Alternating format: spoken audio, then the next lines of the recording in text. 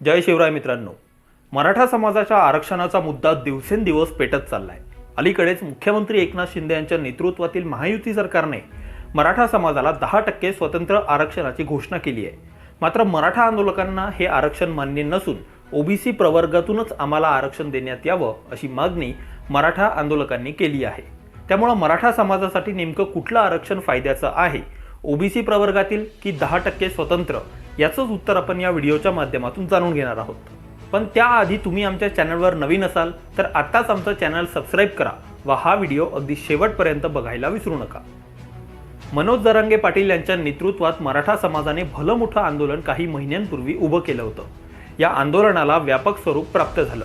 राज्यातील शिंदे सरकार वेळोवेळी मराठा समाजाच्या मागण्या पूर्ण करताना दिसून आलं। काही दिवसांपूर्वीच मराठा समाजाने मुंबईच्या दिशेने कूच केली होती। तेव्हा मुख्यमंत्री एकनाथ शिंदे यांनी एक अधिसूचना काढत मराठा समाजाला कुणबी प्रमाणपत्र देण्याची घोषणा केली होती। मुख्यमंत्री एकनाथ शिंदे यांच्या घोषणेनंतर मराठा समाजाने मोठ्या प्रमाणावर उत्सव देखील साजरा केला होता। मात्र विधानसभेतून मराठा आरक्षणाचे विधेयक पारित झाल्यानंतर मराठा समाज नाराज झालाय। मराठा आंदोलकांचं असं म्हणणं आहे की शिंदे सरकारने दिलेलं आरक्षण हे न्यायालयात टिकू शकणार नाही आणि पुन्हा एकदा मराठा समाजाची फरफट होईल। त्यामुळे मराठ्यांना ओबीसी प्रवर्गातून आरक्षण देण्यात यावं ही मराठ्यांची मागणी आहे। आता मराठा समाजासाठी नेमकं कुठलं आरक्षण सर्वाधिक फायद्याचं आहे हा प्रश्न उपस्थित होतोय। तर मुद्दा क्रमांक 1, ओबीसी प्रवर्गातून मराठ्यांना आरक्षण। मराठा आंदोलकांच्या मते मराठ्यांना ओबीसीतून आरक्षण दिल्यास तरच ते मराठ्यांसाठी फायदेशीर ठरेल, कारण ते आरक्षण रद्द होणार नाही। पण ओबीसीतून आरक्षण देणं वाटतं तेवढं सोपं नाहीये। ओबीसी आरक्षणासुद्धा अनेक वाद सध्याच्या घडीला सुरू आहेत। केंद्र सरकारच्या सूचीनुसार ओबीसी प्रवर्गात सध्याच्या घडीला 3000 जाती आहेत।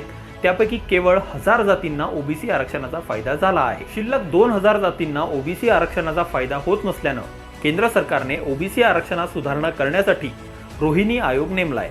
हा आयोग लवकरच लागू होण्याची शक्यता असून ज्या जातींना ओबीसी आरक्षणाचा फायदा झाला नाही त्यांना हा आयोग लागू झाल्यानंतर जास्त फायदा देण्यात येईल अशी तरतूद रोहिणी आयोगात केली आहे।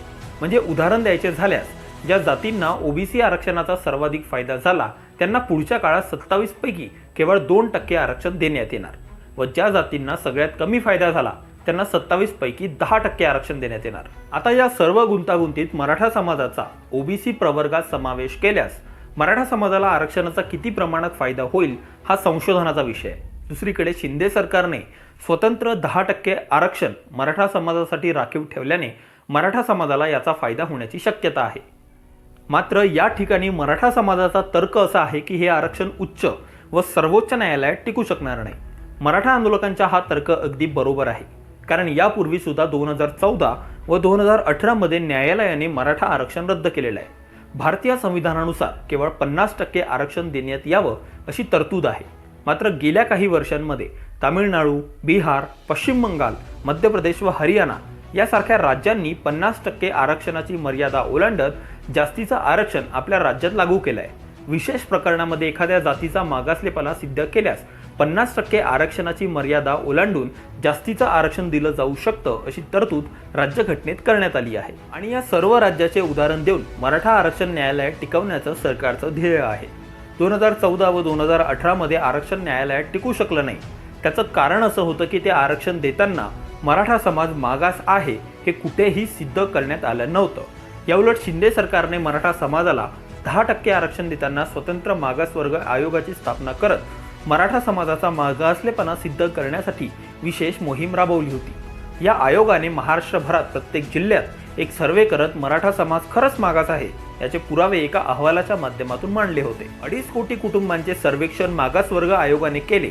त्यातून हे सिद्ध करण्यात आलं की 84% मराठा समाज हा मागास आहे व त्यांना आरक्षणाची गरज आहे।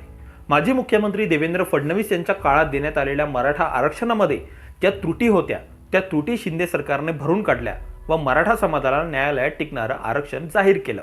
उच्च न्यायालयात व सर्वोच्च न्यायालयात मराठा आरक्षणाचा मुद्दा सुनावणीसाठी गेला तर हे आरक्षण टिकू शकतं असं संविधान तज्ज्ञांचं म्हणणं आहे।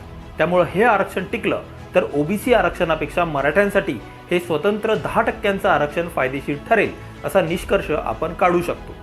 तुम्हाला या सर्वाबद्दल काय वाटतं हे आम्हाला कमेंटमध्ये नक्की सांगा। ही माहिती तुम्हाला आवडली असेल तर व्हिडिओला लाईक करा व असेच माहितीपर व्हिडिओ बघण्यासाठी आत्ताच आमच्या यूट्यूब चॅनलला सबस्क्राईब करायला विसरू नका. धन्यवाद.